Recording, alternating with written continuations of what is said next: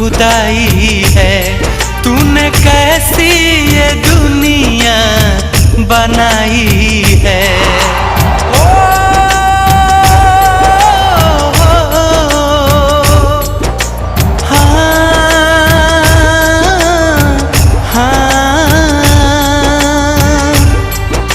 खुदा तेरी कैसी खुदाई है।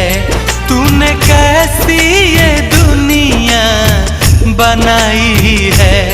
प्यार करने वालों को सताया जा रहा है।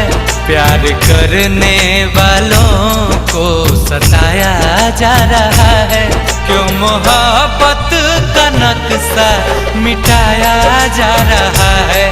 क्यों मोहब्बत का नक्शा मिटाया जा रहा है।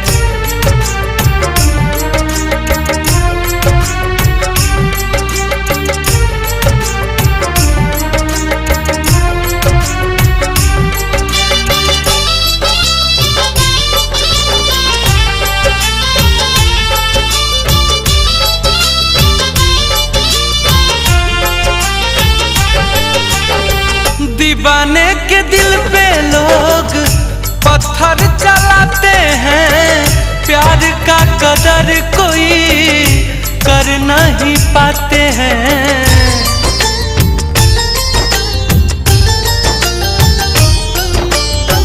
दीवाने के दिल पे लोग पत्थर चलाते हैं। प्यार का कदर कोई कर नहीं पाते हैं। प्रेमी प्रेमिका को कितना रुलाया जा रहा है। प्रेमी प्रेमिका को कितना रुलाया जा रहा है। क्यों मोहब्बत का नक्शा मिटाया जा रहा है। क्यों मोहब्बत का नक्शा मिटाया जा रहा है।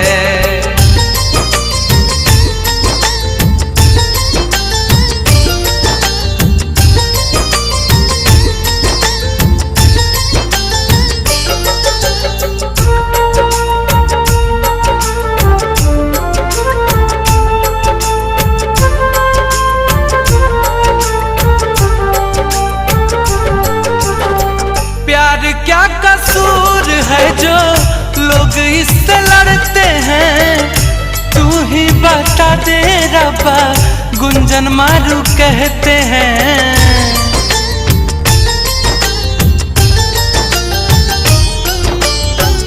प्यार क्या कसूर है जो लोग इससे लड़ते हैं। तू ही बता दे रब्बा, अप्पू हसमुख कहते हैं। प्यार आग लगा के जलाया जा रहा है। प्यार आग लगा के जलाया जा रहा है।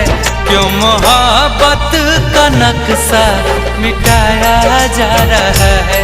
क्यों मोहब्बत का नक्शा मिटाया जा रहा है। ऐ खुदा तेरी कैसी खुदाई है। तूने कैसी ये दुनिया बनाई है। प्यार करने वालों को सताया जा रहा है। प्यार करने वालों को सताया जा रहा है। क्यों मोहब्बत का नक्शा मिटाया जा रहा है। क्यों मोहब्बत का नक्शा मिटाया जा रहा है।